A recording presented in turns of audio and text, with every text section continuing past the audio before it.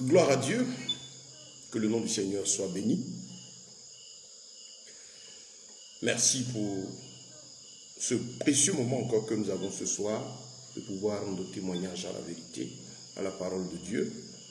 Merci pour ceux qui commencent à prendre l'habitude de nos rencontres des mardis et des vendredis en direct sur Facebook. Voilà, nous vous souhaitons tous la bienvenue, pour ceux qui nous prendront en marche, et aussi pour tous ceux qui suivront la vidéo dans l'avenir. Merci, merci, merci pour votre attention. Le thème de notre enseignement de ce jour, c'est « Attention, c'est plus que jamais le moment pour chacun de s'attacher à sa Bible ». Je reprends le thème de notre enseignement de ce jour, c'est d'ailleurs la suite de l'enseignement du vendredi passé. C'est plus que jamais le moment de s'attacher chacun à sa Bible. Deuxième partie. Et pour ce faire, nous allons nous appuyer sur une parabole du Seigneur, qui est la parabole des 10 vierges. Nous prenons nos Bibles, Matthieu 25, je lis, c'est du verset 1 à 13. Alors le royaume des cieux sera semblable à 10 vierges qui, ayant pris leur lampe, allèrent à la rencontre de l'époux. 5 d'entre elles étaient folles et 5 sages. Les folles, en prenant leur lampe, ne prirent point d'huile avec elles, mais les sages prirent avec leur lampe de l'huile dans des vases. Comme l'époux tardait, toutes s'assoupirent et s'endormirent. Au milieu de la nuit, on cria « Voici l'époux, allez à sa rencontre ». Alors toutes ces vieilles se réveillèrent et préparèrent leurs lampes. Les folles dirent aux sages « Donnez-nous de votre huile, car nos lampes s'éteignent. » Les sages répondirent « Non. Il n'y en aura pas assez pour nous et pour vous. Allez plutôt chez ceux qui en vendent et achetez-en pour vous. » Pendant qu'elles allèrent en acheter, l'époux arriva. Celles qui étaient prêtes entrèrent avec lui dans la salle des noces et la porte fut fermée. Plus tard, les autres vierges vinrent et dirent « Seigneur, Seigneur, ouvre-nous. » Mais il répondit, « Je vous le dis en vérité, je ne vous connais pas. Veillez donc, puisque vous ne savez ni le jour, ni l'heure. » Matthieu 25, verset 1 à 13. Merci à tous nos amis qui se connectent. Merci Ingrid Delmas. Bonsoir à Béatrice. Je vois Stéphanos Capini. Je vous salue aussi. Merci à tous ceux qui se connectent et qui prennent vraiment déjà plaisir à nos rencontres. Nous rappelons que c'est tous les mardis et tous les vendredis pour l'heure de 19h30 à 20h30. Voilà, et voire 20h45, nous sommes là pour vous donner ces enseignements précieux de notre Seigneur. Objectif, aider tout un chacun à rester en éveil. C'est très important. Pourquoi rester en éveil? Parce que les temps sont devenus très compliqués. Le monde ne nous donne pas de bonnes nouvelles.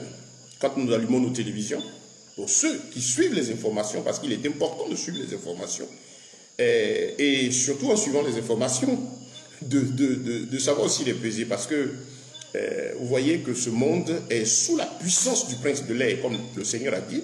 Notre Seigneur a dit que ce monde est sous la puissance du prince de l'air. Satan est le prince de ce monde. Il a la main sur ce monde. Il domine ce monde. C'est pourquoi Jésus a dit dans le livre de Jean que je suis la lumière du monde. Celui qui me suit, il ne marchera pas dans les ténèbres. Je suis, dans Jean chapitre 8, le verset 12, je suis la lumière du monde. Celui qui me suit ne marchera pas dans les ténèbres, mais il aura la lumière de la vie.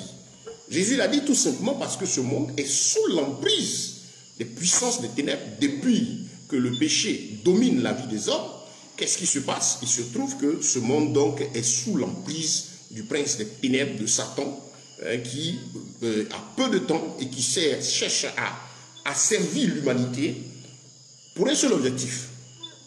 La mission de Satan, c'est de t'empêcher toi, de m'empêcher moi, d'empêcher tout être humain d'avoir accès au royaume des cieux. C'est tout. Voilà sa mission. Ce pourquoi il se bat. Et il est prêt à tout donner à l'homme. Jusqu'à aller même rendre l'homme multimilliardaire, lui donner tous les biens qu'il faut, pourvu que ce dernier ne s'intéresse pas à la vie éternelle. Je ne dis pas que le fait d'avoir des biens est contre la nature, non. D'ailleurs, l'homme le plus riche de tout le temps, c'est Dieu qui l'a fait, et Dieu l'a fait par le travail. C'est un exemple pour dire que Dieu n'est pas contre le fait de posséder des grands biens, d'en avoir de l'abondance. Au contraire, Dieu le permet pour qu'on puisse partager, aider les nécessiteux. Et c'est lorsque ces biens deviennent une prison, un moyen de méchanceté, de chercher à dominer les autres, à servir les autres, mais la pauvreté, la misère dans la vie des gens, c'est là que ces moyens-là deviennent un problème, une maladie. Dans la Bible, vous voyez que Jésus a rencontré deux riches. Il y a eu deux riches avec lesquels Jésus a parlé. Il y a le premier, ce fut qui? Le jeune homme riche. Ce dernier a rencontré Jésus et la Bible dit que il a vu Jésus et puis il s'est approché de lui. Il était riche, mais un bon religieux aussi en plus, un bon juif. Et donc, ce monsieur approche Jésus, il dit, mais maître, qu'est-ce que je dois faire pour entrer dans la vie? Dans le royaume des cieux. Parce que ce jeune homme était choqué par le fait que lui, ayant tous les grands biens, des habits chers, il avait tout ce qu'il fallait au plan humain. Mais bon, il respectait les rituels religieux, attachés comme certains à leur loge, attachés comme certains à leur communauté. Il avait tout ça, mais quand il voyait Jésus et ses disciples, des gens simples, habillés simplement, qui n'avaient pas le même niveau de bien que lui, voilà quelqu'un qui passe, dont l'habit n'est que d'une seule couture, que les gens appellent maître. Jésus, son habit n'était pas riche, son habit n'était pas aussi sale. Il avait un habillement modeste, débonnaire, de sorte qu'avec cet habillement, Jésus pouvait aller et chez le riche et chez le pauvre, laisser même les gens se coucher sur lui tranquillement. Donc ce jeune homme a été choqué par l'habillement de Jésus et la vie de Jésus et ses disciples qui l'entouraient. Donc c'est ce qui l'a amené à venir voir le Seigneur pour lui demander, mais maître, qu'est-ce que je dois faire pour entrer dans le royaume? Et à Jésus de lui dire, ben va mettre toute la loi en pratique. Tu ne tueras point, tu ne feras point ceci. Il dit, oh, je fais tout ça depuis. Je suis un bon religieux, je respecte les règles de ma communauté. Ou bien il est sataniste, il respecte les règles de ça. Il fait tout, mais il veut vivre. Et il est choqué donc de voir Jésus. Et donc c'est là, quand il dit à Jésus que je fais tout ça, qu'est-ce que Christ va lui dire? Le Seigneur lui dit, il insiste. Et Jésus dit, va, vends tes biens et suis-moi. La Bible dit que ce jeune homme riche a fait demi-tour. Pourquoi? Parce qu'il avait de grands biens. Et Jésus voulait le guérir de l'amour des richesses, de son égoïsme, de sa méchanceté dans laquelle il vivait, où ces richesses l'avaient emprisonné. Parce qu'il ne savait pas partager. Le Seigneur lui faisait comprendre que l'excès de biens, il fallait qu'il aille vendre ça, et puis venir distribuer aux pauvres, et puis suivre Jésus. Il n'a pas compris. Jésus, c'est la vie éternelle. Jésus, à lui appartient le ciel et la terre. C'est Jésus qui a permis les biens qu'il avait. C'est Jésus qui donne la prospérité véritable, cette prospérité, accompagnée de la paix, de la tranquillité de l'âme dans le cœur. Et donc, il devait abandonner la prison morale, la méchanceté dans laquelle, l'égoïsme dans lequel il vivait. Vous savez, quand Dieu vous donne des biens, regardez les riches de ce monde. On voit aujourd'hui les conflits qui se passent au plan politique, au plan économique, hein, tous ceux qui veulent asservir les populations, il y en a qui veulent qu'on est trop nombreux, il faut faire du mal, parce qu'il faut diminuer les gens. Tout ça, vous voyez ça, pourquoi? Je vous explique. Quand Dieu donne des biens à quelqu'un, la Bible dit que Dieu a fait le riche et le pauvre, les deux se rencontrent. Et le pauvre est utile à la vie du riche, comme le riche est utile à la vie du pauvre. Dieu permet à chacun d'avoir ce qu'il faut pour vivre, et les uns et les autres d'avoir besoin, en tout cas de chacun. Mais lorsque quelqu'un commence à avoir des biens, Dieu permet l'abondance jusqu'à un certain niveau. On a l'exemple de la parabole de l'homme riche. Il y a une parabole où Jésus disait qu'il y a un homme riche qui avait fait ses greniers et il n'aimait pas partager ses biens. Et lorsque ce monsieur a fait une récolte suivante, Dieu l'a laissé toujours. Et il avait ses biens. C'est une parabole. Et Dieu l'a laissé. Et une fois il a fait encore ses plantations, il avait déjà ses greniers qui étaient pleins, il avait ça pour lui seul et sa famille, son égoïsme. Il ne pensait pas à partager. Et qu'est-ce qui s'est passé? Il est dit que ce dernier, lorsque l'abondance de la récolte a été, qu'est-ce qu'il est allé faire? Il a récolté, et il regarde ses greniers, il dit, mais tiens, j'ai été béni au-delà de ce que j'ai l'habitude de voir avec mes plantations. Donc il va casser ses greniers et les agrandir davantage pour mettre encore les biens dedans, pour qu'il y ait la place pour le surplus là. Et il va dire à son âme, oh dors, tu as de quoi manger pendant des années. C'est le cas de certaines méchantes personnes, certaines personnes embobinées par le diable, le démon de l'égoïsme et de la cupidité, qui ont eu des biens. Dieu a donné de l'abondance à cet homme. Le surplus là, c'est pour les nécessiteux, avec amour. Et vous connaissez des gens ici qui ont des biens jusqu'à un certain niveau. Mais quand vous dépassez un certain niveau, quand vous dépassez une certaine ligne, ça devient une prison. Ils ne savent plus quoi faire avec. Ils ont des fortunes colossales avec lesquelles même leurs descendants pourraient vivre des centaines et des centaines d'années. Le reste là, Dieu a fait ça pour que vous partagiez avec l'autre. Quand Dieu donne l'abondance, c'est pour qu'on puisse s'occuper du nécessiteux. Mais ce n'est pas le cas. Bon, on va voir les riches du monde, hein, qu'est-ce qu'ils font? Ils vont créer des clubs services, comment on appelle, des ONG ou des mouvements de soutien, ainsi de suite. Et quand il doit faire un bien, on amène la télévision et puis tous les bruits pour savoir qu'il a fait une action de bienfaisance. Ça, c'est nul. C'est pour couvrir un peu leur égoïsme. Et puis bon, vous n'êtes pas obligé d'appeler la télévision. Allez, c'est Dieu qui vous voit. Ce que vous faites dans le secret. La Bible déclare que ce que ta main droite fait, il ne faut pas que la gauche voie. Et Dieu bénisse cela. Et donc, chers bien-aimés frères et sœurs en Christ, Jésus, donc, comme je disais, a rencontré deux riches. Et ce jeune homme n'a pas compris que Christ voulait le délivrer de la prison dans laquelle il se trouvait, dans l'égoïsme, la cupidité, l'amour de la vanité de ces richesses-là. Et se suivre lui, Jésus, qui allait lui donner vraiment des biens, en tout cas avec un cœur guéri. Quand cette abondance-là vient, il peut partager au monde. C'est ce que Jésus a voulu faire pour lui, mais il n'a pas compris. Il a pensé que vendre ses biens et suivre Jésus, c'est devenu misérable. Alors que Jésus, il est Dieu. Il est la vie éternelle. À lui appartient le ciel, la terre, tout ce que nous voyons.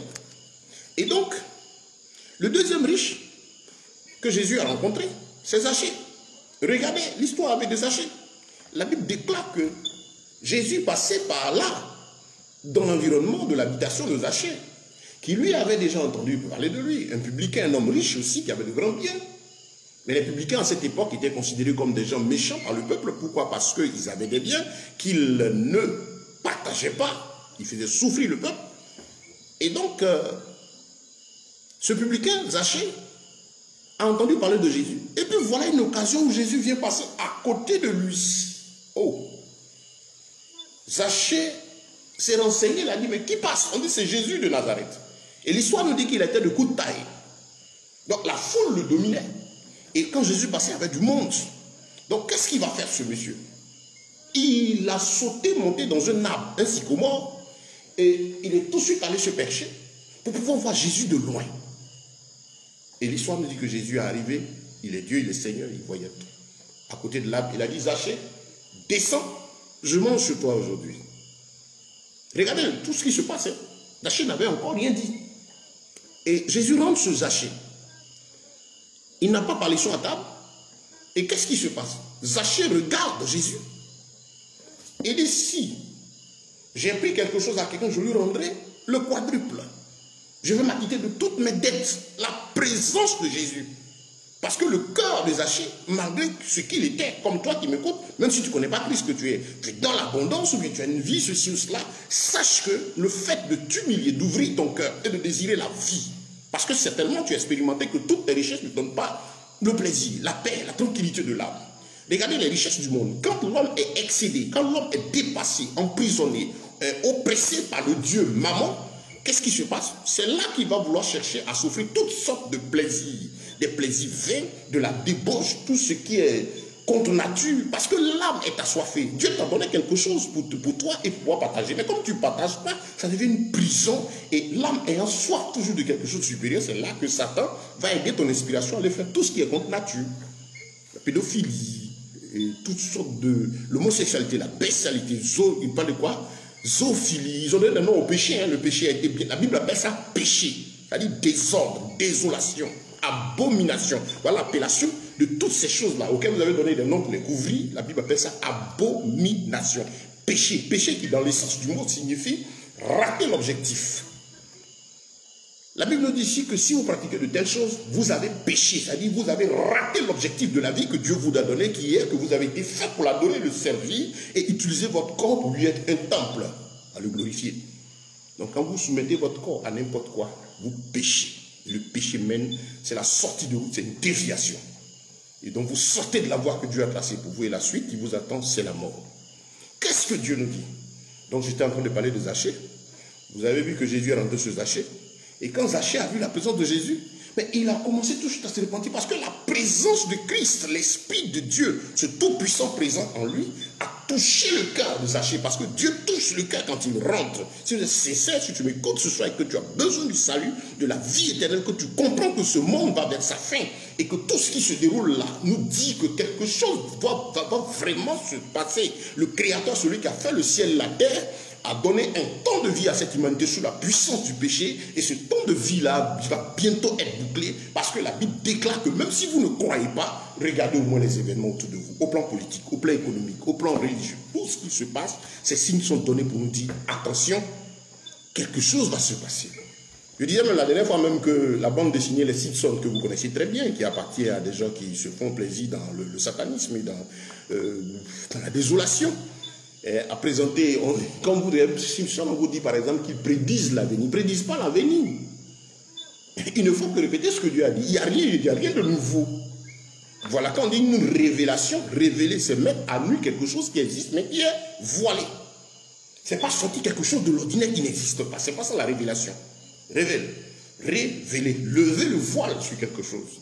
Donc, eux ne font qu'informer le monde. Ils ont fait même une bande dessinée pour parler de l'enlèvement, l'avènement de Jésus pour l'enlèvement de l'Église. Si vous ne croyez pas, vous qui êtes chrétiens, qui doutez de cela, même je vous informe que ces personnes qui n'ont pas la crainte de Dieu savent que Jésus va revenir. En tout cas, ceux qui sont poussés dans une certaine ordre occulte, ils reconnaissent l'existence de Jésus, mais ils disent qu'ils ont choisi d'adorer l'ange déchu, qui est Lucifer. Ils ont choisi de le servir parce qu'avec lui, grâce à lui, d'après eux, ils ont la connaissance. Vous voyez, le symbole de la pomme coupée là. Vous savez ce que ça signifie? La pomme coupée là, vous avez une pomme en symbole sur le truc, la pomme là, et coupée. Cette pomme, ce symbole de pomme là, ça veut dire quoi? La partie coupée, ça veut dire que c'est grâce au péché que eux, ils ont la connaissance qu'ils ont. On viendra un jour pour parler des signes et des symboles occultes pour que vous sachiez comment marcher vis-à-vis de ces choses. Ils viennent là vous informer. Ils disent qu'ils sont fiers de pécher. Ils sont fiers d'avoir désobéi, de suivre Lucifer, le diable qui a conduit le monde dans la débauche. Ils en sont fiers. Pourquoi? Parce que grâce à cet acte commis-là, ils voient ce que le commun des mortels ne voit pas. Ils sont fiers parce que d'après eux, ils ont une certaine connaissance au-delà de la connaissance du commun. Pour eux, ils sont heureux de savoir que, tiens, ils ont des plans machiavéliques couverts des mensonges qu'ils amènent pour conduire l'humanité dans le naufrage, dans la désolation. Parce que pour eux, ils pensent que le monde leur appartient. Mais si le monde vous appartenait, vos parents, vos ancêtres seraient vivants, ils sont là. Déjà, ils meurent parce que c'est une manière pour Dieu de vous dire que vous n'êtes que de simples souffles et que ce monde-là appartient au Créateur, celui qui décide de combien de temps il est donné à l'homme. Et le monde lui appartient. Si ça vous appartenait, vous serez là même préservé. Et ce qui est très intéressant, que Dieu permet d'ailleurs. La Bible déclare dans Romains chapitre 1 que tout ce qu'il faut pour que l'homme comprenne, pour que l'homme vive, pour que l'homme ait la crainte de Dieu, Dieu a tout mis dans la création pour que l'homme comprenne sa voie. Mais comme les hommes, les sages de ce monde, les riches, les puissants de ce monde, les puissants, je ne suis pas en train de parler contre la richesse, mais je parle de ces hommes qui sont prisonniers des richesses injustes, de la méchanceté de ce monde. Ces hommes-là, comme ils ne craignent pas Dieu, qu'est-ce qui se passe chez eux? Qu'est-ce qui se passe avec ces hommes? Mais Dieu a fermé leur intelligence. De sorte que la Bible dit, il leur a livré un esprit d'égarement pour commettre toutes sortes d'abominations afin que la chute et la désolation qui les attend arrivent. Chers frères et sœurs, que Dieu nous bénisse. Nous sommes heureux d'être là pour vous dire ceci, que Jésus est amour. Il nous aime. Son amour est grand et puissant. Si vous ne connaissez pas Christ, c'est que vous êtes là aussi en train de me suivre. Je parle de Jésus de Nazareth, celui qui donne la vie éternelle, qui nous a donné la vie, le seul capable de donner la paix, la tranquillité dans ton âme, le repos et la vie véritable. Si tu es riche, je te dis que Jésus-Christ, toute ta richesse sans Christ, elle est nulle. Tu as besoin de la vie. Car que servira-t-il un homme de gain le monde s'il n'a pas Christ? Il te faut Jésus. Quand Jésus entre, tu deviens débonnaire. Un débonnaire, c'est quelqu'un qui n'a pas la haute opinion de lui-même. Un débonnaire, c'est quelqu'un de sobre, de modéré dans tous ses choix. Un débonnaire, c'est quelqu'un qui sait que je vais acheter ceci. À quoi est-ce que ça me sert d'aller prendre un objet de luxe qui va me prendre de l'argent? Ben, je vais prendre quelque chose de simple et de humble, de bon pour moi. Et le surplus, je peux le donner à des nécessiteux. C'est ça le débonnaire, c'est ce que Dieu veut. Voilà. Donc, bien aimés, nous sommes là pour vous dire que des événements se produisent. Le thème de notre message, on l'a dit, merci à vous qui nous suivez, que Dieu vous bénisse, merci à tous ceux qui nous suivent, je ne peux pas répondre à tout un chacun. Si je le fais pendant que je prêche, ça me casse un peu le rythme. Donc, souffrez que je vois vos salutations, que Dieu vous bénisse. Et vous voyez que souvent, ceux qui suivent, c'est qu'à la fin, je prends tout le monde, je mets un j'aime pour vous dire bonjour à tous. Je vous aime tous dans le Seigneur. Nous sommes là parce que c'est le moment, c'est le temps pour chacun de nous de faire attention. De faire attention parce que le monde, les événements du monde nous enseignent que notre Seigneur n'est plus loin. Ça, notre Seigneur, c'est pour ceux qui ont accepté Jésus-Christ. On a lu, pour ceux qui viennent d'arriver, Matthieu 25, la parabole des 10 vierges, où Jésus s'adressait à ceux qui ont cru. Tu as cru en Christ? Écoute bien ceci. Ça te concerne moi, ça me concerne toi. La Bible déclare ceci. Veillez et priez car vous ne savez ni le jour ni l'heure. Ce que nous ne savons pas, c'est le jour ni l'heure. De quoi? De quoi? De l'avènement de Jésus. L'avènement de Jésus, la Bible déclare que Jésus-Christ va revenir, descendre, ouvrir le ciel, descendre dans les airs. Il ne touchera pas la terre. Et il va ravir de la terre. Il va prendre avec lui tous ceux-là qui ont accepté Jésus et qui ont gardé la foi. D'abord, ceux qui sont morts en Christ, restés dans la victoire. Je ne parle pas de ceux qui vont à l'église. Je ne parle pas de toi. Si tu vas à l'église, tu es responsable, tu es pasteur. Ce n'est pas de toi que je parle. Je parle de celui qui a accepté Jésus de Nazareth et qui mène une vie conforme à la parole de Dieu. Parce que la Bible déclare ceci. Il y a beaucoup d'appelés, mais peu d'élus. La bataille aujourd'hui se trouve au niveau de l'élection, frère. L'avènement de Christ sera pour les élus. L'avènement de Christ sera pour celui-là qui aura gardé la foi jusqu'à la fin, dans la victoire.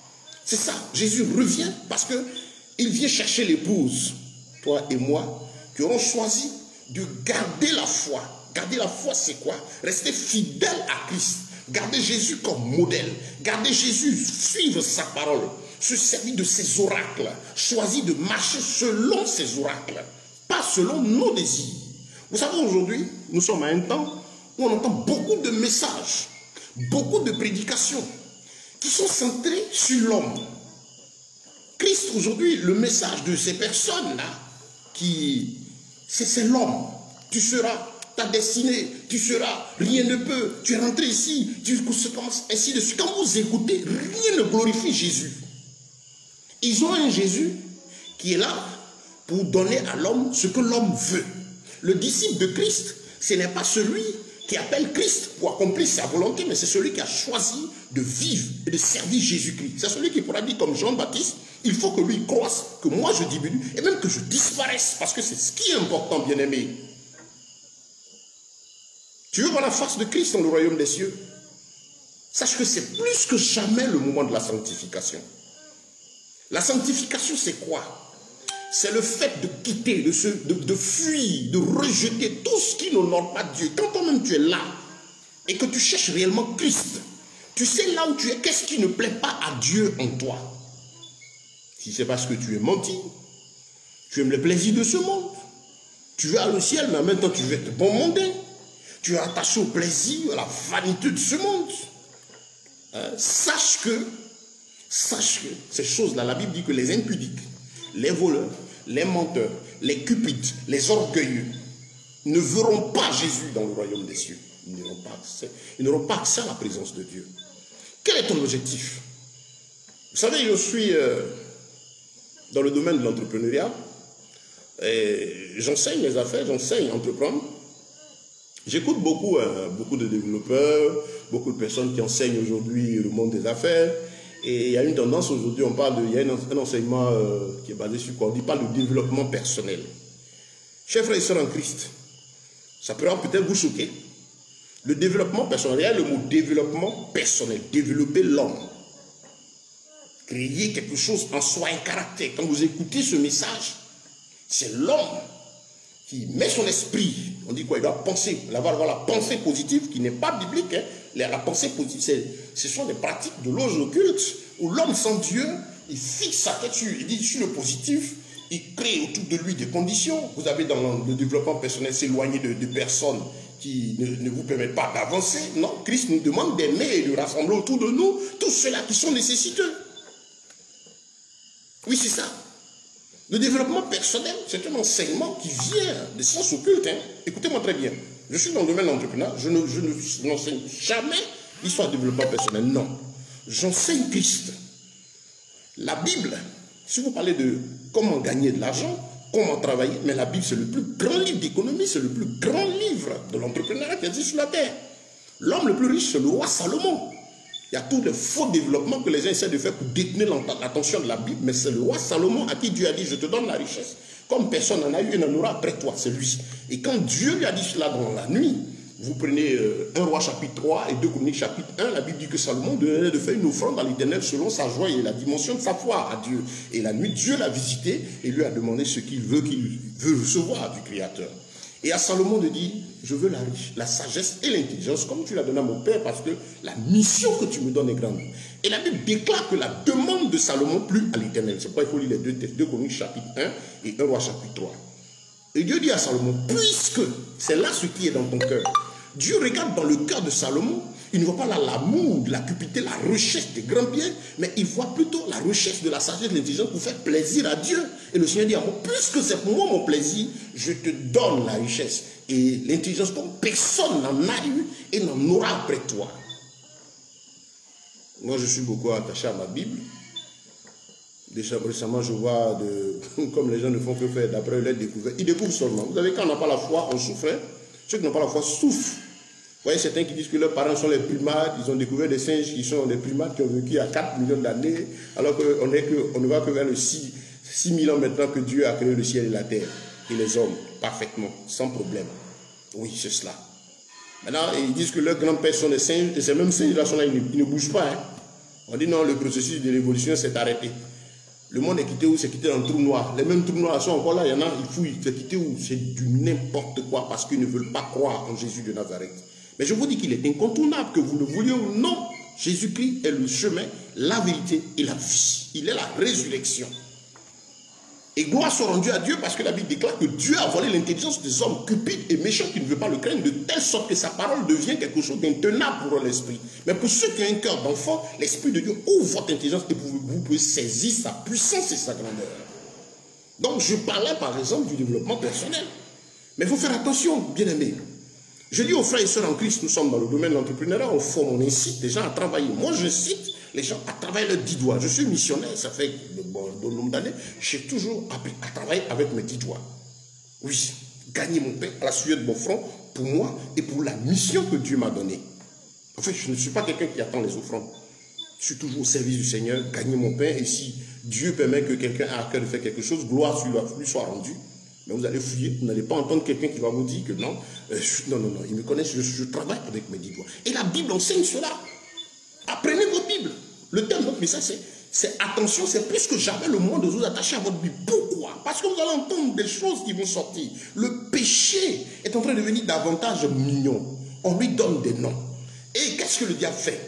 Le diable aujourd'hui au niveau de l'église travaille fortement pour que le message qui soit véhiculé tous les jours à l'oreille du chrétien soit des messages attachés à la chair, des messages de recherche d'abondance matérielle, des messages de soucis par rapport à ceci. Viens à Jésus, tu auras un fort. Viens à Jésus. Non. J'écoutais un frère qui disait, Dieu ne vient pas à Christ. Ce n'est pas pour cela. Non. Jésus a donné ces choses à tout le monde. On ne vient pas à Jésus pour être riche. On vient à Jésus pour avoir la vie éternelle. Et maintenant, Jésus, dans sa marche que nous avons avec lui, pour voir nos besoins. C'est ça, bien-aimé. Il faut faire attention. Parce que nous sommes à une époque où vraiment quelque chose de grave est en train de se passer. Vous qui suivez les nouvelles, je ne sais pas si vous êtes comme moi, je sais que ma Bible enseigne l'histoire du temps. Jésus a dit, vous ne savez ni le jour ni l'heure, parce qu'effectivement, il a pris le temps dans sa parole de nous révéler les signes, les événements qui vont se succéder dans le monde, les uns après les autres, et d'une autre chronologie exacte. Il n'est pas en avance, il n'est pas en retard. Ce qu'il a dit, on ne connaîtra pas le jour, on ne connaîtra pas l'année, vous comprenez? Mais on aura les signes, des époques, on pourra même sentir la présence. Vous entendez aujourd'hui? Regardez un peu les discussions. Quand vous regardez dans ces pays européens, où les gens sont en train de mener une bataille par rapport à se faire vacciner ou ne pas se faire vacciner. C'est une bataille rude là-bas. Et faites des recherches, écoutez, la Bible dit, soyez prompts à écouter, bien aimés frères et sœurs. Au lieu de perdre le temps sur les vanités de ce monde, prenez aussi le temps pour suivre les informations et essayez de comprendre ce qui se passe. La Bible dit qu'il n'y a pas de hasard. Rien n'arrive sans que Dieu ne l'ait permis. Et donc, si vous entendez ces choses, prenez le soin de commencer à demander au Seigneur, qu'est-ce que tu veux me dire? Parce que Jésus a dit ceci, je suis la lumière du monde. Pour dire que ce monde-là, ce monde est sous l'emprise de Satan et les actes que les gens qui dominent le monde font sont des actes séducteurs. Ils font croire, bon, on a beaucoup de bruit. Quand on dit que la population mondiale est trop, il faut réduire, il faut agir au niveau de la démographie. Les gens font trop d'enfants. Mais vous n'entendez pas les non-dits. Faites des recherches, il y a assez d'informations qui vous montrent que le désir de certains est qu'une bonne partie de la population n'existe plus. Pourquoi? Parce qu'ils trouvent que nous sommes trop nombreux. On pollue l'air, on gêne. Écoutez-les. Écoutez ce monde. Écoutez, écoutez. L'un d'eux a dit, je l'ai rappelé la dernière fois, il dit la bête de l'événement est là. Et elle arrive. Puis du seul moment. La bête c'est qui? C'est le gouvernement mondial. Du nouvel ordre mondial. Gouvernement unique. Égal quoi pour eux? Politique unique. Économie unique. Religion unique. Écuménisme. Tout est en marche. Vous entendez cette histoire de vaccin, quand on le voyait discuter, il y en a un groupe, on dit non, c'est les complotistes. Ils disent que les complotistes disent quoi? Que dans le vaccin, il y a des produits pour aliéner les gens, pour empêcher certaines femmes, pour décimer les populations. Le côté dit non, il n'y a rien. Depuis eux-mêmes, ils préparent les vaccins. Ça prend du temps. Ça, il faut des tests. Tout d'un coup, il y a un vaccin qui est rapide qui est là. On entend ici que quelqu'un a pris l'autre, s'est vacciné, ils sont morts des heures après. Non, ce n'est pas ça, mais on a découvert d'autres. Il y a un autre vaccin aussi qui contient, il y a un vaccin qu'ils ont découvert qui à lui seul déjà contient plus de 70 effets secondaires. Et on pousse les gens, on dit non, on doit vacciner. Dans des zones où il n'y a rien. D'où vient-il cet envie subite de vouloir piquer des gens qui ont faim, qui cherchent à manger? On ne cherche même pas à leur donner à manger, mais on cherche à les piquer. Bon, allez tirer vos conclusions. Jésus a dit qu'il m'a établi juge. Moi, je sais une chose. Ces signes nous annoncent quelque chose. Tout ça parce que, eux-mêmes l'ont dit, hein, il dit les choses, écoutez-les, les choses ne seront plus comme avant. L'économie mondiale ne sera plus comme avant. Et la politique mondiale ne sera plus comme avant. Les religions aussi suivent. Ils sont en train de tout unifier. Et ça, moi qui suis chrétien, quand je vois ces événements, quand je les entends, j'entends toutes ces paroles, je comprends que c'est l'heure de la sanctification. Parce que le Seigneur dit, voilà des signes. Pour nous qui sommes chrétiens, la Bible dit, recherchez la sanctification sans laquelle nul ne verra le Père. Tu cherches à voir Jésus? Quelle est ta recherche, toi qui me suis? Ben, si c'est des millions ou des milliards que tu cherches, ce n'est pas mauvais ce désir, c'est pourquoi je possède l'année, cette année est l'année de mon abondance, l'année de mes milliards, c'est du n'importe quoi. Attention ceux qui m'écoutent, si vous voulez penser que je ne suis pas aussi quelqu'un, je ne suis pas un nécessiteux, je suis aussi travailleur. Ça veut dire que Dieu me permet d'avoir le minimum et puis aussi de pouvoir aider aussi des personnes. Et ce que je gagne chaque jour me suffit. Donc, bien aimé,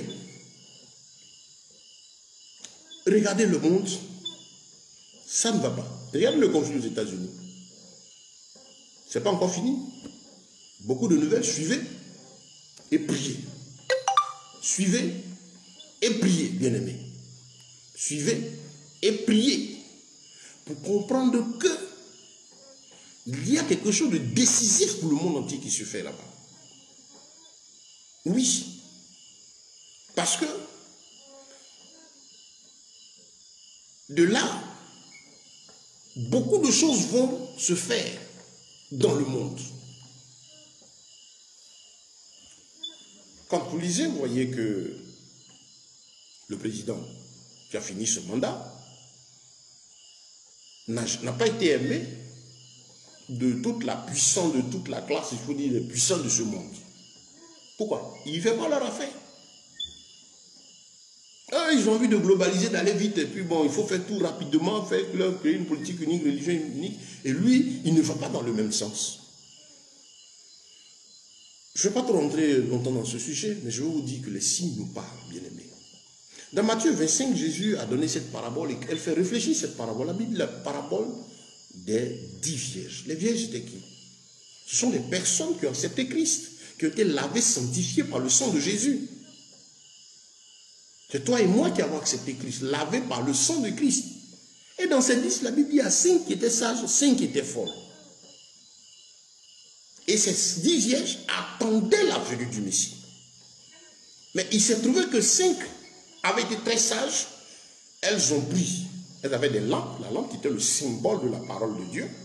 Et elles ont mis de l'huile dedans, voilà, qui est toujours cette même parole-là, la lampe, ta parole est une lumière, mon sentier. Et l'Esprit de Dieu, qui est cette huile-là qui entretient la parole. Vous comprenez, bien aimé? L'Esprit de Dieu, qui est cette huile-là qui entretient la parole. Ok. Et les autres avaient aussi la même parole, mais elles n'avaient pas la plénitude du Saint-Esprit. Et donc, il est dit que quand l'époux est venu dans la nuit, il était attendu. Ils ont entendu le bruit, l'époux arrive. Les folles se lèvent, elles constatent que leur vie spirituelle, c'est-à-dire les lampes qu'elles tenaient, la lumière était en train de s'éteindre parce qu'elles ne gardaient pas la communion avec Dieu. Parce qu'elles n'étaient pas fermes dans les voies, elles n'étaient pas constamment dans les voies du Seigneur. Elles avaient accepté Jésus, savaient que Jésus revient, mais elles ont oublié d'avoir l'esprit en haleine, de se laisser toujours inspirer par l'Esprit de Dieu en toutes choses, d'avoir la plénitude du Saint-Esprit. Et donc, elles se disent, il faudrait qu'on revoie notre vie. C'est ça, aller chercher de l'huile, revoir notre vie pour reprendre tout. Et la Bible dit, l'époux est arrivé. Malheureusement, ces 5 folles-là n'ont pas bénéficié de la venue du Seigneur. Elles ont été jetées dehors quand les 5 sages ont été gardés. Bien-aimés frères et sœurs, que vous m'écoutez, il est l'heure de ranger nos vies. Il est l'heure de faire attention à tout ce que nous faisons. C'est l'heure de la sanctification. Ce n'est pas l'heure de suivre Bishop. Ce n'est pas l'heure de suivre Révérend. Aujourd'hui, regardez un peu ce que Satan est en train de faire. Les gens, au lieu d'avoir le regard sur Christ et vivre la sanctification, les gens ont le regard sur des individus qu'on appelle papa, des pères. Je suis choqué chaque fois que j'entends cela. C'est devenu des individus que les gens adorent. Ils sont devenus des idoles. Et ça, Dieu condamne l'idolâtrie. C'est une forme d'idolâtrie aujourd'hui dans le christianisme. Des gens qui sont adorés, ils passent, tout le monde se plie. Et aujourd'hui, je donne même des pouvoirs. Je déclare, je proclame, j'annonce sur ta vie. C'est zéro, ça ne va rien donner, frères et sœurs. Les proclamations d'un individu sur ta vie, c'est déclaration, c'est proclamation. Tout ce qu'il dit, c'est nul, ça ne va rien donner. Écoutez-moi très bien, ça ne donnera rien. Pourquoi? Parce que si tu ne marches pas en règle avec la parole de Dieu, tu n'as pas de relation intime avec Jésus-Christ, son esprit n'est pas maître et seigneur de ta vie, tout ceci est zéro. Parce que la grâce, l'abondance, cette tranquillité, le plus grand trésor, frères et sœurs, le plus grand trésor de l'homme, c'est d'être en paix avec Jésus, d'avoir une intimité avec l'Esprit de Dieu. Vous comprenez? Et si vous n'avez pas cette relation intime, vous fatiguez.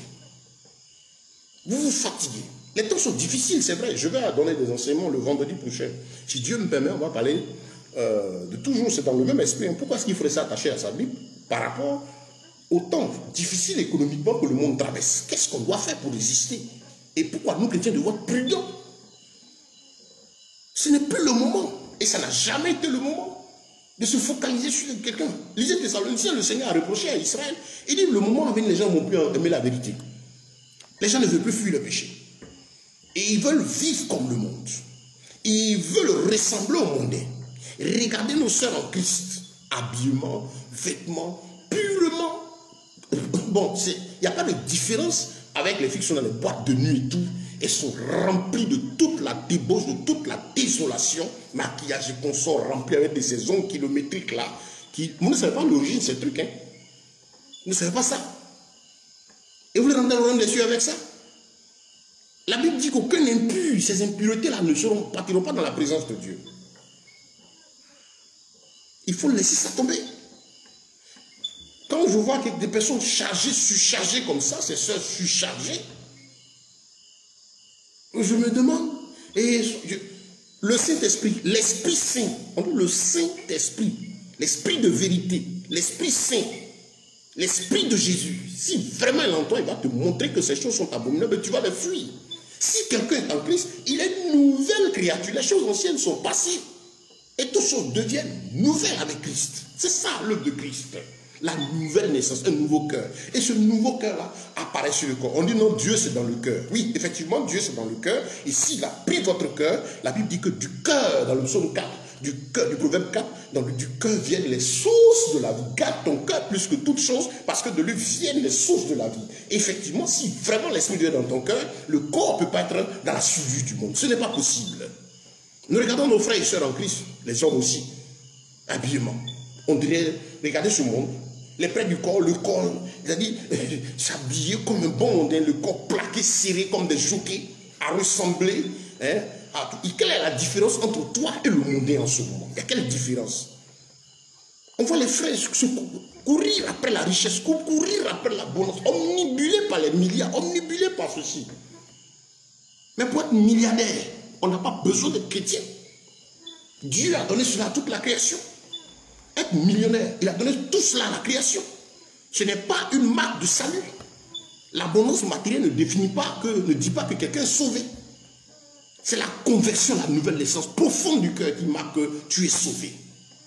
Bien-aimés frères et sœurs en Christ, je m'adresse à toi qui as donné ta vie à Jésus et qui recherche le royaume des cieux. Sache que c'est plus que jamais le monde de ranger ta vie. Cesse la distraction.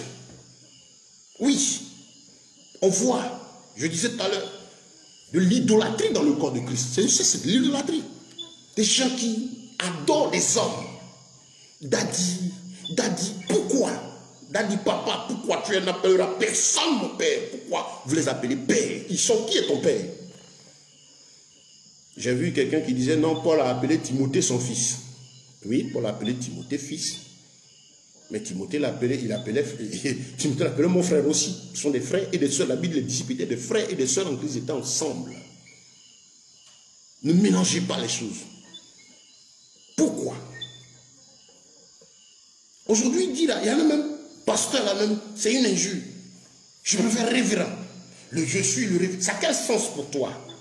Je suis le bishop. Bishop, c'est quoi? Ça veut dire ancien. Ça a quel sens pour toi? Ce n'est même pas un titre de ministère. Je ne sais pas si c'est l'anglais là, le mot en anglais qui vous plaît. Même bishop, c'est un ancien. Qui n'est même pas un titre de ministère. Parce que dans la Bible, même traduite en anglais, pasteur, évangéliste, prophète, docteur, apostole, les 5 ministères sont bien identifiés. Mais qu'est-ce que vous voulez? La mode. Frère, sortez de là. La Bible dit sortez du milieu d'eux. Ils passent, on doit s'incliner. C'est voleur de la gloire de Dieu. Malheureusement soutenu aussi par la masse populaire. Parce que les âmes aussi sont responsables. Si tu ne veux pas la sanctification, ton âme sera à la merci de tout cela. Et qu'est-ce qui se passe lorsque vous n'êtes pas dans la parole de Dieu? Tous ces événements qui nous entourent. Le diable, son rôle, c'est de faire en sorte que nous soyons dans la distraction. L'esprit occupe l'argent, l'argent. 2021, l'année de ma richesse. 2021 n'est pas milliardaire. 2022, j'attrape. Je reçois. C'est de la pure comédie. Je proclame, l'autre dit je reçois. Je proclame, je reçois. Ça ne veut rien dire. La vie chrétienne n'est pas une vie magique, automatique. Ce n'est pas que je me lève plus de moi-même. Je sors des paroles, elles sont belles pour les oreilles, mais ça n'a aucun sens si ce n'est pas poussé par le Saint-Esprit. Tu me diras que, tiens, mais si c'est un homme de Dieu qui dit, un véritable serviteur de Dieu, un esclave de Dieu, il ne se lève pas pour faire les choses de lui-même, il se lève pour agir, orienté, poussé par le Saint-Esprit. Qu'est-ce que vous voulez? Malheureusement, aujourd'hui, le terme serviteur de Dieu est utilisé à tort et à travers par plus de 80, je dirais même 90% de ceux qui font du bruit sur le terrain, qui réellement n'ont pas été appelés, mais qui ont trouvé que c'est une chose lucrative. Et ils usent de malice. Parce que les temps sont durs, les gens ont des problèmes, au lieu de leur enseigner qu'il faut aller travailler les 10 doigts, c'est trop long, il faut leur penser qu'ils peuvent rêver et un miracle va arriver. Aujourd'hui, on a une expression, la grâce de Dieu te localise. Dieu n'est pas magicien. Comme si la grâce est là, et puis, comme si un coup de baguette magique te localise, la bénédiction te saisit. Et puis les gens se disent, je prends. Oh daddy, oh papa, je prends.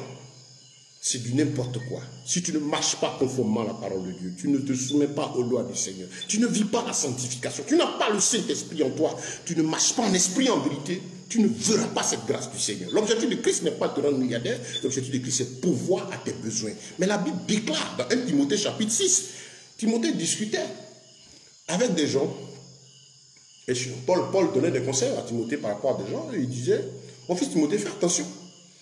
Il y a des gens qui enseignent que la piété est source de gain.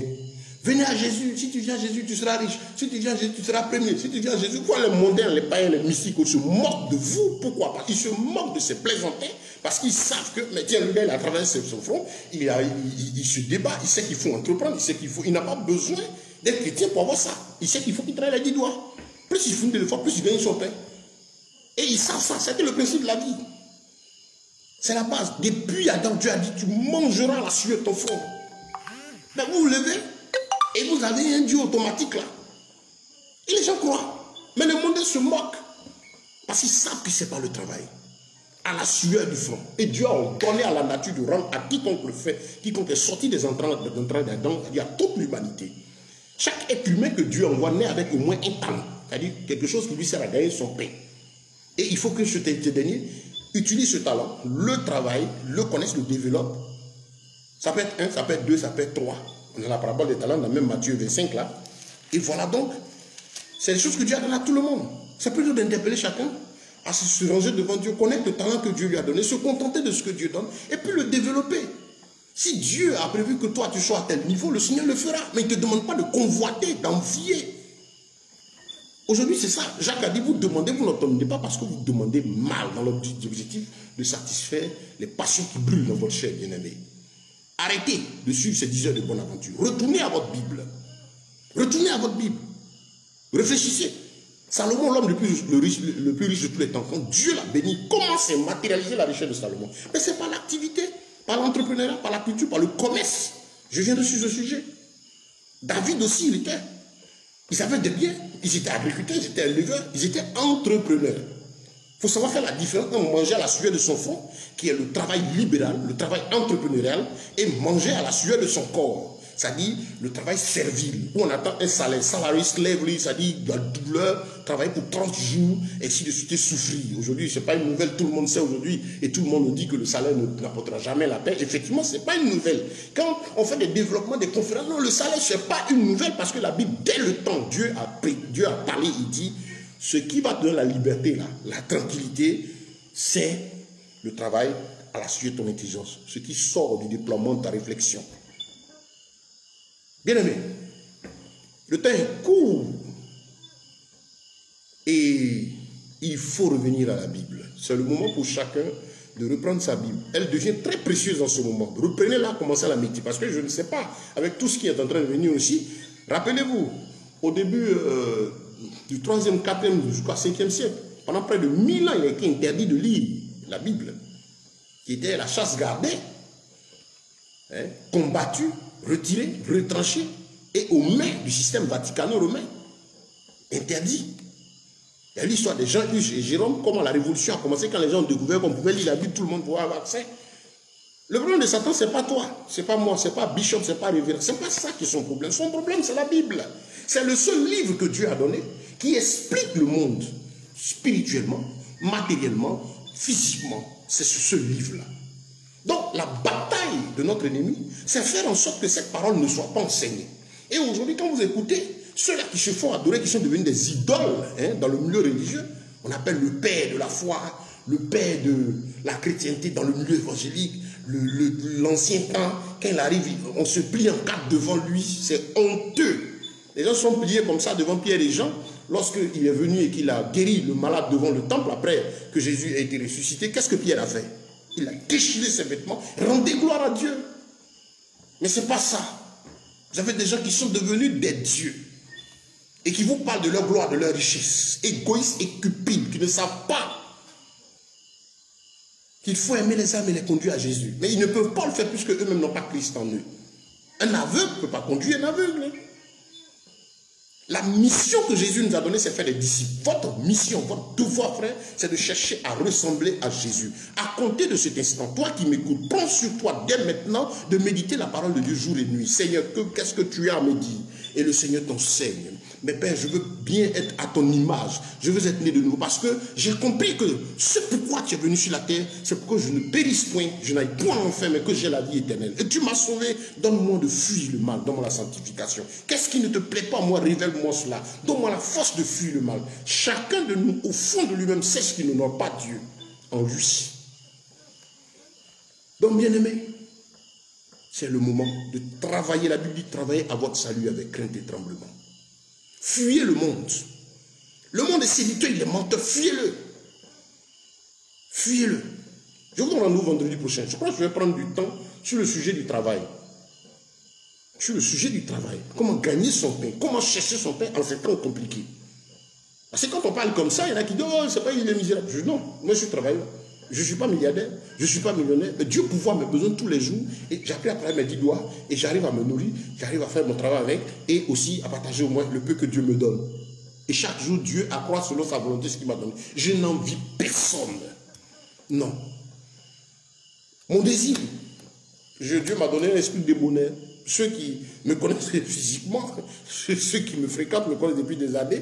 Et si vous arrivez, bon, j'ai des problèmes souvent les gens parce qu'ils pensent que, bon, tiens, comme on dit, bon, tiens, toi, c'est tes amis parce qu'ils sont dans les dernières vestes, dernières cravates, dernières richesses. Et puis toi, tu es comme ça. Quel genre de pasteur j'ai eu comme ça des difficultés avec plusieurs personnes parce qu'ils ont trouvé que, tiens, en tant que missionnaire, pasteur, prédicateur, il faut être dans la veste la plus chère. Je dis, je n'en ai, ça ne m'intéresse même pas. Je n'ai pas porter de veste. Je dis, ben, tiens, moi personnellement, ça ne m'intéresse pas. Je me sens bien comme ça. Christ m'a formé de telle sorte que je cherche toujours le petit, et puis quand Dieu envoie que c'est beaucoup, on partage, et puis on avance. Parce que ma mission, c'est le royaume des cieux.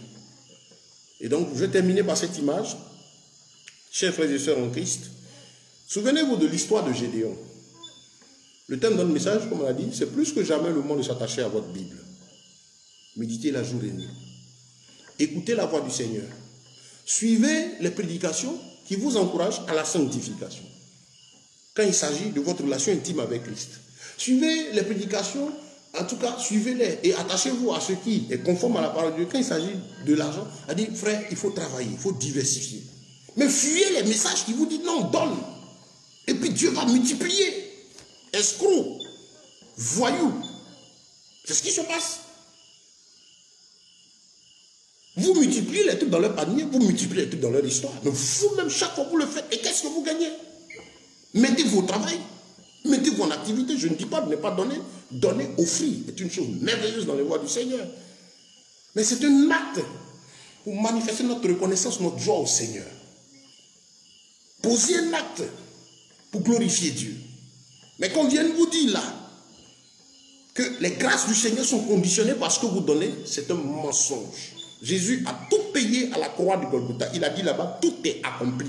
Si quelqu'un vous dit que vous avez un acte à poser, de l'argent à sortir, pour poser tel acte pour avoir de l'abondance, dites-lui que c'est faux. Jésus a payé tout à la croix de Golgotha. Ce dont vous avez besoin, c'est la plénitude de l'esprit et vous laissez conduire par Dieu. Que Dieu inspire votre cœur à poser des actes, à aller au travail, à faire ceci, à faire cela. Tout ce qui l'honore. Vous comprenez? Allez lire Matthieu 28, Deutéronome 28. Tu seras la tête et non à la queue. Quand le gars prend, il prend à partir du verset 3. Tes enfants seront bénis, ta corbeille sera bénie, ton abondance sera ici, tout. Mais il ne lit pas le verset 1 et 2, Deutéronome 28. Si tu obéis, voilà les grâces qui te suivront, chacun recevant selon le talent et le don que Dieu lui a donné. Sans convoiter. C'est honteux. Bien mes frères et sœurs en Christ, que Dieu vous aide. Donc je disais pour terminer, les temps sont compliqués. Les temps sont difficiles. L'apostasie a son comble au niveau de l'Église. L'idolâtrie, adorer les hommes dits de Dieu, se plier en quatre devant eux, attraper leur Bible. Mais vraiment, j'imagine, quand Jésus est venu, parce qu'on entend des prédications qui disent il faut se débarrasser des personnes qui ne t'apportent rien. Ça, c'est la Bible, ça. Bien aimé, est-ce que ça, c'est la Bible? N'allez pas ramasser les enseignements mondains des développements personnels mondains. Christ n'enseigne pas le développement personnel. Christ enseigne l'humilité, la nouvelle naissance. Et le chrétien qui est rempli du Saint-Esprit, il ne développe pas son moi. Je suis chrétien, je cherche les moyens. La Bible me dit que je dois travailler à mes 10 doigts. Je travaille, j'entreprends. Je diversifie mes sources de revenus. Et mon cœur est humble et simple. Il n'est pas attaché à la luxure, à la vanité de ce monde. Oui, c'est ça. C'est ça, c'est très clair. Si vraiment tu es né de nouveau. Mais je vois des personnes qui disent, je suis chrétien comme je suis chrétien. Vous me faire envie. Tu vas faire envie à qui? Regardez vos Bibles. Pourquoi est-ce qu'il a fallu qu'on paye Judas Iscariote pour qu'il aille embrasser Jésus pour qu'on puisse l'arrêter? Regardez les 4 évangiles. À la fin, vous remarquerez l'histoire de Judas. Judas a dit, celui que je vais embrasser, saisissez-le sûrement, c'est lui. Pourquoi? Vous remarquez Jésus quand il était dans la foule, la Bible dit qu'il n'avait rien pour attirer les regards. Il était simple, humble, au point que lorsqu'il voulait que la foule sache que c'est lui, les gens savaient que c'était lui, mais ses disciples qui le connaissaient physiquement. C'est quand il prenait la parole publiquement qu'il a dit on savait que c'était lui. À d'un moment, il s'éclipsait au point que les gens avaient du mal à le maîtriser. On voyait la troupe de disciples, mais les pharisiens eux-mêmes, c'est quand ils prenaient la parole, on savait que c'est lui. Mais comment faire pour l'arrêter? Ils se posaient 1001 questions parce que ce monsieur n'avait vraiment rien pour attirer les regards. Je ne dis pas qu'il était sale, non. Humble, simple, effacé. Et donc, pour l'arrêter, le crucifié, il fallait être vraiment sûr. C'est quoi? Judas était payé pour aller parmi les disciples, l'embrasser pour qu'on le saisisse sur le banc. Et ceux qui sont allés l'arrêter, quand ils sont arrivés, Jésus a dit quoi? Vous cherchez qui? Il dit on cherche Jésus de Nazareth. Il dit c'est moi. Ceux-là, laissez-les, c'est moi. Quand Judas l'a embrassé, il dit saisissez-le sur le banc, c'est lui. Votre Jésus à vous là, c'est un Jésus star. On voit des gens avec des pigments, des hommes avec le monde. Vous ressemblez à un mondain. La Bible dit qu'il ne faut pas être ami du monde. Celui qui est ami du monde est ennemi de Dieu. On va dire non, on est dans le monde, on s'habille, mais il y a la modération, la simplicité. Demandons aux femmes, quand une femme s'habille pour les séduire, c'est que quand elle est en train de s'habiller dans l'optique de séduire, elle sait que son habillement est séducteur. Quand elle s'habille dans l'optique, par exemple, de préserver son corps, de s'habiller décemment, si elle est mariée, par exemple, garder ses parties intimes, même n'étant pas mariée, dans la crainte de préserver tout ce qui est intime, elle sait. Pourquoi vous voulez ressembler au monde? Qui est votre maître? Qui est votre Seigneur, bien-aimés frères et sœurs en Christ? C'est Jésus. Changeons de vie. Changeons de vie. Changeons de vie.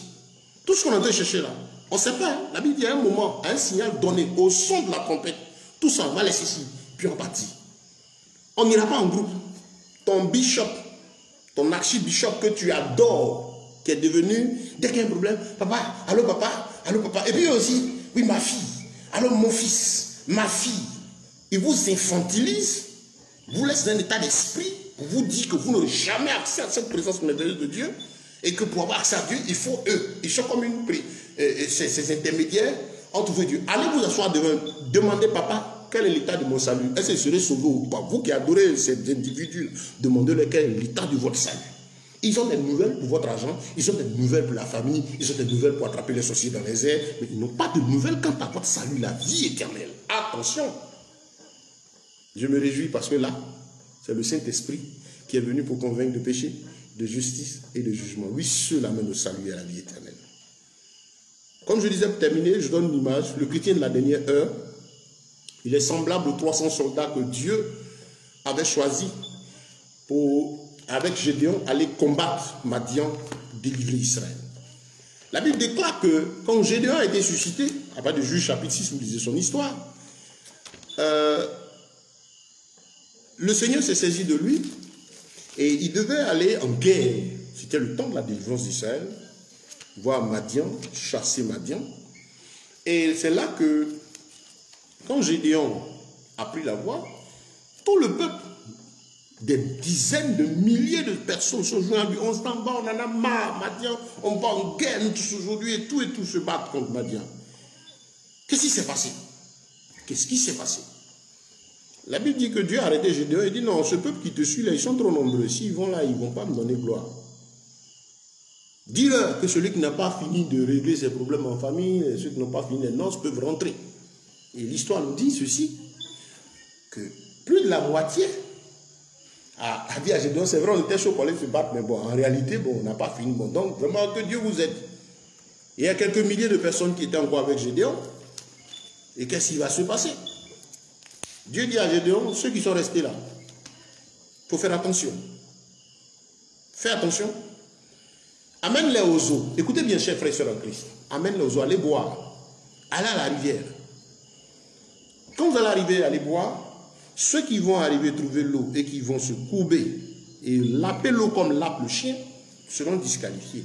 Mais ceux qui vont arriver aux eaux et qui prendront la main pour mener l'eau à la bouche, ceux-là seront choisis. C'était très important. Et qu'est-ce qui s'est passé? La Bible dit que quand ils sont arrivés aux eaux, c'est seulement 300 personnes qui ont été sélectionnées comme devant partir avec Gédéon sur des milliers de personnes, des dizaines de milliers de personnes. C'est l'image du retour de Jésus, l'image du salut. Une chose importante, la Bible déclare que ces choses étaient l'ombre. C'est ça, c'était l'ombre des choses à venir. C'est un symbole qui nous parle, frère. Pourquoi nous, les chrétiens, on doit ressembler à des 300 personnes-là? Notre attitude, dans ces heures de la fin, c'est l'esprit de ces 300 personnes, de ces 300 choisis, de ces 300 élus. On est allé aux eaux pour boire. Ça veut dire quoi? Dieu sait qu'on a besoin de pain. Dieu sait qu'on a besoin d'eau. Dieu sait que les temps sont compliqués. On a besoin de fournir davantage d'efforts pour gagner notre pain, de diversifier nos sources de revenus. C'est ça, allons au travail, allons aux affaires, mais dans la crainte de son nom. Et c'est pourquoi il a dit, allez aux eaux. Donc Dieu sait qu'on en a besoin. Il va nous soutenir. On se rend en train de travailler parce qu'on est obligé de travailler jusqu'à la dernière heure. Si tu n'as pas ta maison, tu es obligé de travailler pour pouvoir acheter ta maison ou bien louer, ainsi de suite. Donc les besoins sont tels qu'on est obligé tous les jours d'aller au travail. Mais qu'est-ce qui se passe? Attention, nous, on ne boit pas, on ne mange pas, on ne se met pas à manger, à boire comme le mondain se met à se donner la joie de la chair. Mais nous amenons l'eau à notre bouche et notre esprit en éveil. Pourquoi? Parce que nous savons que à tout moment, celui que nous attendons peut revenir, il va revenir. Donc, je vais au travail, je vais à mes affaires, pendant que les gens courent, moi je suis en train de travailler. Ce n'est pas dans l'objectif de devenir milliardaire, ni millionnaire. Dans la Bible, on ne voit pas million, on ne voit pas milliard, parce que ce n'est pas le souci de Dieu. Il a dit, je pourvoirai à tes besoins. Le nom des valeurs, c'est par rapport au Dieu maman, c'est le monde qui a donné une identité à ses biens. Et la Bible appelle ça la richesse injuste, que d'ailleurs nous utilisons. Vous comprenez? Donc, moi, chrétien, je vais au travail, mon esprit en éveil, parce que je sais qu'à tout moment, mon maître peut revenir. C'est ça le chrétien de la dernière heure. Veillez et priez. C'est-à-dire que votre esprit soit en éveil. Que votre pensée soit en éveil. J'ai des leaders là, des amis dans les affaires qui sont là. Je vous salue. Je vois Alain Sauvé, je vois Constant, je vois bien d'autres. Hein. En tout cas, que Dieu vous bénisse. Mais nous, comment nous devons chercher notre affaire? Nous ne courons pas après les milliards. Non, ne nous laissons pas distraits. Seigneur, donne-moi ce qui est utile. Continuez à développer les dons et les talents que Dieu vous a donnés sans la convoitise, sans l'esprit de la cupidité, dans l'humilité et la simplicité. Si Dieu te donne la force de multiplier, tu multiplies. Mais en étant sobre et modéré, ça dit chercher le juste milieu. Ne laissez pas votre esprit emporter par l'amour de ce siècle présent. Parce que maman opère fortement aujourd'hui. Les mondains, il les tient. Il y a les DJ, il y a la musique, il y a les chanteurs, il y a tout ce qu'il faut pour leur dire que vous avez des chansons aujourd'hui. Là, bon, il y a un qui dit... Ils ont donné une nouvelle appréciation, le magnan ou bien, le game ou bien quoi, tout ça. Bon, il y a tous ces noms-là qui sautent.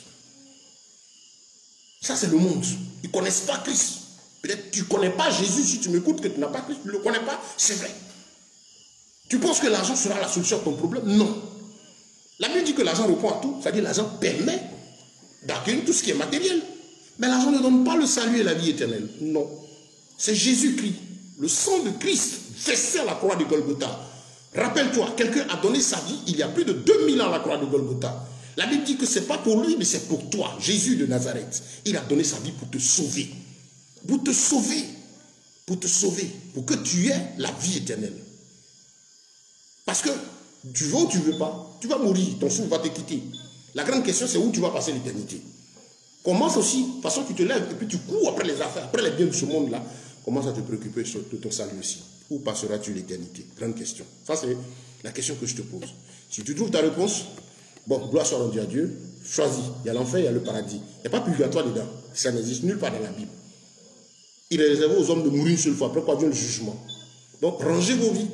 Si vous ne la rangez pas, mais tiens, le diable vous guette. Moi, je bénis le Seigneur pour cette heure précieuse qu'il nous a donnée aujourd'hui encore. Le thème de notre message, c'était plus que jamais le temps de s'attacher à sa Bible. Bien-aimés frères et sœurs, aimez votre Bible. Tu te lèves le matin, prie le Seigneur. Prends sur toi de méditer jour et nuit. Parce que comme je disais, avec tous ces événements où ils sont en train de censurer ceci, couper les ceci, couper les cela, ils sont en train de se signaler. Hein. Il arrivera des moments, qu'est-ce qu'ils ont? Ils ont décidé aussi même de faire disparaître cette Bible qu'on utilise, parce que le diable a lutté contre la parole de Dieu. Je disais, la seule chose qu'il craint, c'est la Bible. Et il ne te craint pas, il ne me craint pas. Il craint la Bible parce qu'il sait qu'elle parle entièrement de lui, elle dénonce tout. Donc il faut faire tout pour ne pas qu'on ait l'esprit focalisé sur la Bible, qu'on la médite jour et nuit, que nous aspirons au salut, nous cherchons la présence de Dieu. Ça, il y a problème parce que si tu t'attaches à ta Bible, tes yeux vont s'ouvrir. S'il y a un mensonge qui est donné comme prédication, tu comprendras. Le Saint-Esprit te dira, ce n'est pas moi. C'est pourquoi ceux qui veulent asservir les âmes ne vous encouragent pas à vous attacher à la Bible, ils vous encouragent à vous attacher à eux. Ils vont même vous dire que la Bible ne donne pas toutes les révélations, mais il y a des profondeurs où eux ils vont. C'est un mensonge. Le voile du temple a été déchiré et chacun de nous a accès à cette présence-là. Gloire soit rendue au Dieu Tout-Puissant, Père de notre bien-aimé Seigneur et Sauveur Jésus-Christ, qui est le chemin, la vérité et la vie, notre force et notre gloire. Que Dieu vous bénisse, qu'il bénisse vos vies, bénisse vos familles, qu'il se révèle à vous, qu'il ouvre vos yeux. Je ne parlerai pas de 2021 comme ceux, pour ceux qui me prenaient, je vous ai dit, on n'est pas en 2021, parce que déjà décembre, c'est décale 10e mois. Effectivement, c'est dans l'ordre du 10e mois biblique. L'année biblique commence dans la période entre mars et avril, la nouvelle lune qui sort là, parce que Dieu a fait la lune pour marquer les temps et les saisons. Et donc, la nouvelle année commence là. Et bibliquement parlant, on n'a pas de fête. Il n'y a jamais eu de fête de nouvel an. Seulement, c'est que le 14e jour après le début de l'année, c'est la Pâque. La Pâque selon la Bible, pas la Pâque selon la date du système vaticano-romain. Là, je reviendrai dessus un jour aussi pour vous faire comprendre ce qui est important pour Dieu. On n'est pas donc en début d'année. On est dans le 10e. On va vers la fin de l'année biblique. Parce que les mois bibliques sont lunaires. Octobre 8. 7, novembre, 9, décembre, décale aussi. Et le jour commence à quelle heure? Au lever. Et le jour, le début du jour, c'est pas à l'heure de pointe de minuit, qui est le 31 dédié au Dieu Ra. Vous avez fait vos bruits, vous avez fait vos feux, vous avez fait tous les cris. Qu'est-ce qui a changé? Et puis on n'est pas en 2021 en plus. Si c'est par rapport à la naissance de Jésus, il est né entre moins 4 mois et à 4 ans et demi, à 5 ans, avant le l'an 0 du calendrier actuel. Si Jésus-Christ est le même hier, aujourd'hui, éternellement, ce n'est pas seulement quand il s'agit de nous satisfaire nos besoins, mais c'est surtout quand il s'agit de sa parole. Il n'a pas changé. Revenez à sa parole. Vous comprendrez, quand vous allez faire des recherches, vous entendez fouiller. Vous allez comprendre que, effectivement, toutes ces proclamations, tous ces trucs que les gens ont donnés pour pouvoir avoir beaucoup d'argent, et tout, et que c'est mystère traversé, il faut la traverser. Vous avez traversé quoi? On traverse, vous avez traversé quoi? Traverser ceci, cela. C'est pour aller où tu as traversé quoi? Oui, non, ils vont faire du n'importe quoi. Vous avez traversé, tu as traversé quoi? À chaque chose suffit sa peine. Jésus est avec nous tous les jours jusqu'à la fin du monde. Marche et respecte la parole de Dieu. Tu verras que sa grâce sera avec toi. Ma grâce te suffit. Et elle te fera grandir. Et tu seras heureux avec ce que Dieu donne. Car la piété avec le contentement est un gain. Ce n'est pas la piété, est une source de gain. Mais avec le contentement est un gain. Que Dieu vous bénisse, que sa grâce vous soit multipliée, sa paix soit dans vos différentes familles. Je suis heureux d'avoir donné ce message. Je suis le missionnaire Ben, voilà, je m'appelle Ben, j'ai des amis qui m'appellent Ben, ça ne me tue pas. Jésus le Seigneur l'appelait par son nom. J'ai des frères qui sont amis, alors Ben, oui, je m'appelle Ben. Bon, en parlant de ministère, je suis apôtre, mais apôtre, ce n'est pas mon nom, et c'est ma fonction dans l'œuvre de Dieu. Jésus, le maître, nous on dit Jésus, Jésus. Et puis des individus, des vanités de la chair, comme en genou hier, dans le langage du clos, des peaux, la masse de chair qui meurt, qui pourrit. On ne peut pas dire ton nom. Si tu as dit son nom, c'est un sacrilège. Et on peut dire le nom de Jésus. Gloire à Jésus. Vous pouvez même entendre le bishop Jésus ou le révérend Jésus. On dit Jésus. On dit son nom. Et puis on vit, et puis nous visite. C'est notre ami, c'est notre frère. La relation, c'est un ami, c'est un frère. Il est dans notre cœur. Cette nouvelle naissance.